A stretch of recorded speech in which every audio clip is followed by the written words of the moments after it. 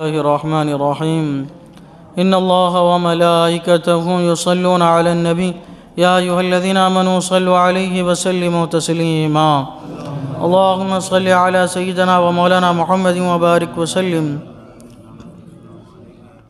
صلاة وسلام عليك يا رسول الله صلى الله تعالى عليه وسلم أعوذ بالله من الشيطان الرجيم بسم الله الرحمن الرحيم فرجع موسى إلى قومه غضبان آسفا قال يا قوم ألم يعدكم ربكم وعدا حسنا أفطال عليكم العهد أم أردتم أن يحل عليكم غضب من ربكم فأخلفتم موعدي۔ تو موسیٰ اپنی قوم کی طرف پلٹا، غصے میں بھرا، افسوس کرتا، کہا اے میری قوم، کیا تم سے تمہارے رب نے اچھا وعدہ نہ کیا تھا؟ کیا تم پر مدت لمبی گزری یا تم نے چاہا کہ تم پر تمہارے رب کا غضب اترے تو تم نے میرا وعدہ خلاف کیا۔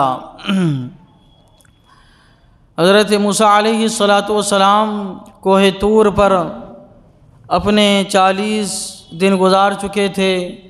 اللہ تبارک و تعالیٰ نے آپ کو توریت عطا فرمائی۔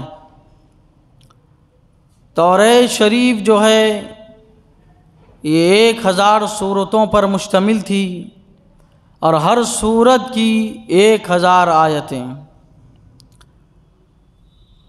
اس کا بوجھ جو ہے وہ 70 اونٹوں پر توریت شریف کو لایا جاتا تھا ایک جگہ سے دوسری جگہ، 70 اونٹ لگتے تھے۔ اللہ تبارک و تعالیٰ نے توریت شریف جو ہے بیک وقت لکھی ہوئی حضرت موسیٰ علیہ السلام کو عطا فرمائی۔ یہ قرآن کا اعجاز ہے کہ قرآن پڑھا ہوا نازل ہوا، اور جو کتابیں آئیں وہ لکھی ہوئی نازل ہوئی۔ یہ قرآن کا اعجاز ہے کہ یہ پڑھا ہوا نازل ہوا۔ حضرت جبرائیل علیہ السلام حضور صلی اللہ تعالیٰ علیہ وسلم کی بارگاہ میں حاضر ہوتے تھے، پڑھتے تھے، حضور صلی اللہ تعالیٰ علیہ وسلم اس کو یاد فرما لیتے تھے۔ اور یہ حقیقی بات ہے کہ پڑھا ہوا لکھا ہوئے سے افضل ہے۔ پڑھا ہوا ہونا لکھا ہوا ہونے سے یہ افضل ہے۔ اس لیے ہم اس قرآن کو قرآن کہتے ہیں۔ قرآن کا کیا معنی ہے؟ قرآن شریف، قرآن مجید یا قرآن کریم، چاہے آپ شریف بولے، چاہے مجید بولے، چاہے کریم بولے، لیکن قرآن آپ بولتے ہی ہے۔ قرآن آپ بولتے ہی ہے۔ قرآن ایک تفسیر کے مطابق یہ قراتن سے بنا ہے۔ قراتن کے معنی ہیں پڑھنے کے، اور قرآن کو قرآن اس لیے کہتے ہیں کہ یہ پڑھا ہوا نازل ہوا، لکھا ہوا نازل نہیں ہوا۔ اور یہ کتاب ایسی کتاب ہے کہ جب سے نازل ہوئی اب تک پڑھی جا رہی ہے۔ 1400 سال سے زیادہ کا عرصہ گزر گیا اور قیامت تک اس کو پڑھا جاتا رہے گا۔ یہ قرآن ایسی کتاب ہے کہ دوسری کتابیں تو نازل ہوئی، آئی، اس میں خرد برد ہو گئی، اور اس میں کچھ اپنی طرف سے لوگوں نے ملا دیا، کچھ گھٹا دیا، اور وہ کتابیں جو ہیں وہ مٹ گئی، وہ ختم ہو گئی۔ ایک قوم کے لیے اتری تھی یا پھر جو ہے مخصوص خطے کے لیے اتری تھی، مخصوص زمین والوں کے لیے اتری تھی، لیکن قرآن کریم ساری دنیا والوں کی طرف اللہ تعالیٰ نے حضور صلی اللہ تعالیٰ علیہ وسلم پر اتارا ہے۔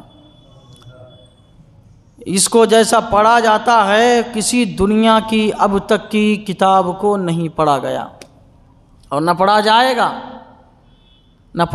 گا اس طرح سے۔ الغرض یہ کہ اللہ تعالیٰ نے آپ کو توریت شریف عطا فرمائی، اور یہ واقعے سے آپ مطلع ہوئے کہ آپ کی قوم بچڑے کی پوجا میں لگ گئی ہے، تو آپ بہت غضبناک ہوئے، اور افسوس بھی آپ کو بہت زیادہ ہوا، غضبناک بھی آپ بہت زیادہ ہوئے۔ دونوں ملی جلی ہوئی کیفیت کے ساتھ افسوس کی بھی اور غضبناکی کی بھی کیفیت ہے۔ اور آپ جو ہے اس حالت میں اپنی قوم کے پاس تشریف لائے، حضرت موسیٰ علیہ السلام قوم کے پاس آپ اس حالت میں تشریف لائے، کہا اے میری قوم کیا تم سے تمہارے رب نے اچھا وعدہ نہ کیا تھا؟ جب آپ اپنی قوم کے پاس تشریف لائے تو دیکھا وہ بچھڑا ہے جو سامری نے بنایا، اس سے آواز نکل رہی ہے اور آپ کی قوم دب بجا رہی ہے اور اس کے ارد گرد جو ہے ناچ رہی ہے، رقص کر رہی ہے۔ حضرت موسیٰ علیہ السلام دیکھ کے غضبناک ہوئے، کہا اے میری قوم کیا تم سے تمہارے رب نے اچھا وعدہ نہ کیا تھا کہ تمہیں توریت عطا فرمائے گا جس میں ہدایت ہے، نور ہے، صورتیں ہیں، آیتیں ہیں، اللہ کے احکامات ہیں؟ تمہیں اللہ تعالیٰ نے یہ وعدہ نہیں فرمایا تھا؟ کیوں تم اس میں پڑ گئے؟ کیسے تم پڑ گئے؟ کیا تم پر مدت لمبی ہوئی؟ 40 دن تمہارے لیے لمبے ہو گئے تھے کہ تم نے میرے آنے کا انتظار بھی نہیں کیا؟ یا تم نے یہ ارادہ کر لیا تھا کہ جو چاہے ہو، چاہے تمہارے اوپر رب کا غضب اترے؟ آخر کیا وجہ ہوئی کہ تم نے میرے وعدے کی خلاف ورزی کی؟ حضرت موسیٰ علیہ السلام اپنی قوم سے دریافت فرما رہے ہیں، آپ کا غضب حضرت موسیٰ علیہ السلام کا پہلے ہی بتایا گیا ہے کہ آپ کے مزاج میں بڑی گرمی تھی، بڑے غضبناک ہوتے تھے آپ، اور آپ جب غضبناک ہوتے تھے تو آپ کا پورا بدن مبارک جو ہے وہ سرخ ہو جایا کرتا تھا، چہرے سر مبارک پر جو ٹوپی مبارک ہوتی تھی وہ بھی غضبناکی کے عالم میں گرم ہو جایا کرتی تھی۔ ایسے غضبناک آپ جب ہوتے تھے تو یہ معاملہ جو ہے آپ کا ہوا کرتا تھا۔ الغرض یہ کہ آپ اپنی قوم کے بعد تشریف لائے، باز پرس کی، سارے لوگ ڈر گئے، حیران ہوئے، پریشان ہوئے، ان کو احساس ہوا کہ ہم سے بہت بڑی غلطی ہو گئی ہے۔ پھر انہوں نے جو ہے صفائی دی، اس کا ذکر آگے آئے گا۔ اللہ تعالیٰ کی بارگاہ میں دعا ہے قرآن شریف سیکھنے سمجھنے، اس کے مطابق اپنی زندگی گزارنے کی توفیق عطا فرمائے۔ آمین۔ اشہد ان لا الہ الا اللہ واشہد ان محمدا عبدہ ورسولہ وصلی اللہ تعالی علی سیدنا محمد وعلی آلہ وصحبہ اجمعین برحمتک یا ارحم الراحمین۔